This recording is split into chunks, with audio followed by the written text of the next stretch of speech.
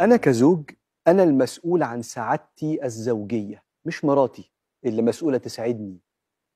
الطبيعي إن أنا بعقلي وقلبي اخترت إنسانة سوية، لما أعمل تصرفات شيك فيها عطاء وكرم ورحمة، الطبيعي إنه يطرح فيها البركة.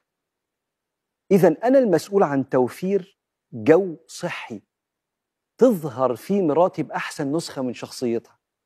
والجو الصحي اللي في العلاقة اللي هو مسؤوليتي، سعادتي أنا كزوج مسؤوليتي، الجو الصحي ده يساعدنا احنا الاتنين على إصلاح عيوبنا اللي بتظهر في الاحتكاك اليومي. إذا النهاردة لو عنوان الحلقة 8 سعادة الزوج، الكلام مش موجه للستات، للرجالة. أنا اللي المفروض أعمل تصرفات أدفع فيها 8 سعادتي، لأن الرجالة عندهم بعض التصرفات اللي بتخبط في كرامة وأمان المرأة.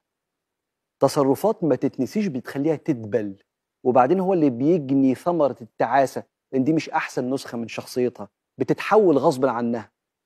تصرفات مرتبطة بالغلظة وإفقادها للأمان والتحقير من شأنها، شكلها وآرائها. لو أنا عملت التصرفات السخيفة دي مطلوبش إن أبقى سعيد، لأن اللي هتبقى عايشة معايا مش إنسانة كاملة، هتبقى إنسانة دبلانة مرعوبة بتدافع عن نفسها، مش قادرة تظهر الأنوثة اللي أنا بدور عليها. عشان كده سيدنا النبي بيكلم الأزواج اللي ما دفعوش ثمن سعادتهم الزوجية. لما سئل عن حق الزوجة قال: أن تطعمها مما طعمت وأن تكسوها مما اكتسيت. ما تبقاش أنت لابس لبس كده وجايب لها لبس كده فتحس بعدم الأمان معاك. تبقى بتاكل أكل محترم بطريقة معينة بتديها الفتات. ثم قال صلى الله عليه وسلم: ولا تضرب الوجه. ضرب الوجه ده لو فضلت لسه على ذمتك، ما سابتش الحياة الزوجية بعد الضرب ده كله، لو فضلت على ذمتك هتعيش وهي فعلا عايشة بدافع البقاء مرعوبة. زي تطلع أجمل ما عندها وانت بتضرب. غلظة. لا تضرب الوجه ولا تقبح. ما تقولش هي رأي من الآراء فأنت تقول لها قبحك الله. كلمة قبحك الله تشبه في العصر بتاعنا كده زي إيه القرف ده؟ إيه الكلام اللي يعني، ويبقى في شيء من تحقير من آرائها فتسكت بعد كده ما تتكلمش، أو لما تيجي تتكلم بهجومية لأنها عارفة أنه ممكن يتقال لها قبحك الله. لا تضرب الوجه ولا تقبح. بص اللي جاية دي: ولا تهجر إلا في البيت. إيش قاعدين مع بعض في عزومة ولا في لمة عائلية، واحد يتخانق مع مراته يقول لها كلمتين جامدين ويفضل مبوز في وشها طول القعدة وهي مش عارفة تعمل إيه، والجو يتعكر والمنظر ما يبقاش حلو. لا تهجر. لو هتتخانقوا وانت قائد الموضوع ده، لا تهجر إلا في البيت. شوف سيدنا النبي عليه الصلاة والسلام بيعلمنا ازاي نبتعد عن الثلاثة دول: الغلظة وإفقادها الأمان والتحقير من شكلها أو شأنها. السيدة عائشة النبي بيقول: من كان له فرطان. الفرط يعني حد مات من حبايبك سبقك لربنا. من كان له فرطان دخل بهما الجنة. فقالت: يا رسول الله ومن كان له فرط؟ طب لو حد مات له واحد بس؟ قال: ومن كان له فرط يا موثقة دخل به الجنة. قالت: يا رسول الله، بص إحساسها بالأمان وهي بتسأل. قالت: يا رسول الله ومن ليس له فرط؟ اللي ما ماتلوش حبيب هو أول واحد مات. قال: أنا فرط أمتي لم يصابوا بمثلي. شايف الحرية في الكلام والإحساس بالأمان، لأن لا فيه لا غلظة ولا إفقاد للأمان ولا تحقير من الرأي أو الشكل. الخلاصة إن ده صفات الرجل اللي ما دفعش تمن سعادته الزوجية. في تصرفات معينة لو أنت عملتها، عارف لما يكون في وردة دبلانة وأنت تسقيها فأنت أول واحدة تشم ريحتها. عشان كده ده تمن واجب على كل زوج عشان هو اللي يبقى سعيد. أحد معادلات التطوير المهمة والملهمة هي إنك لو عندك معلومة زائد عمل بالمعلومة دي يساوي خبرة. معلومة زائد عمل يساوي خبرة. والخبرة الجديدة اللي انت هتكتسبها دي هتعرفك معلومات جديدة، لو حطيتها في العمل هتكون عندك خبرات متراكمة. وهو ده التطوير اللي ربنا سبحانه وتعالى طلبه من كل واحد مننا، لأن تطويرك لنفسك دي عبادة.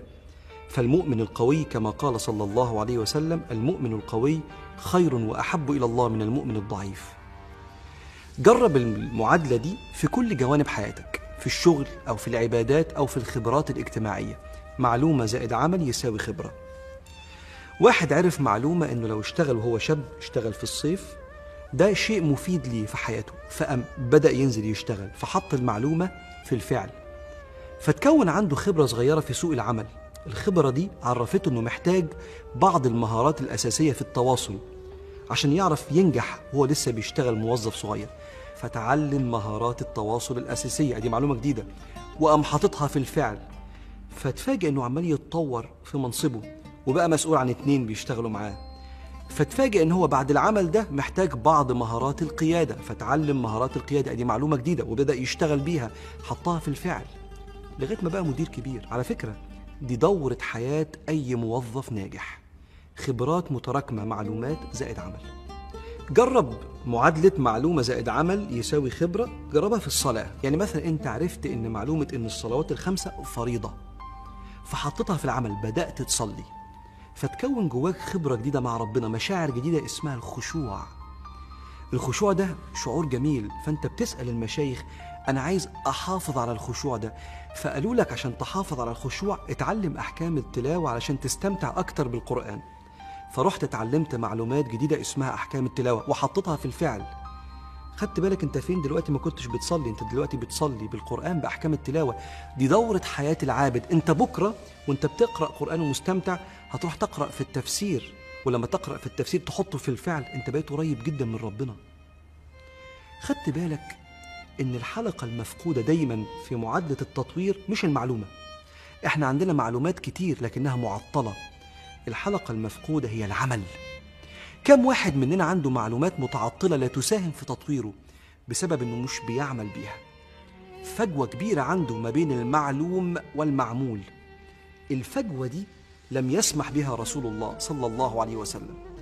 وسيدنا عبد الله بن عمر بيحكي كان الصحابة يقترؤون القرآن مع رسول الله فلا يجاوزون 10 آيات حتى يتعلموا ما فيها من العلم والعمل. قال فتعلمنا القرآن والعلم والعمل جميعا. النبي عليه الصلاة والسلام كان حريص على تطويرهم بمعلومة زائد عمل عشان تعمل عندهم خبرات متراكمة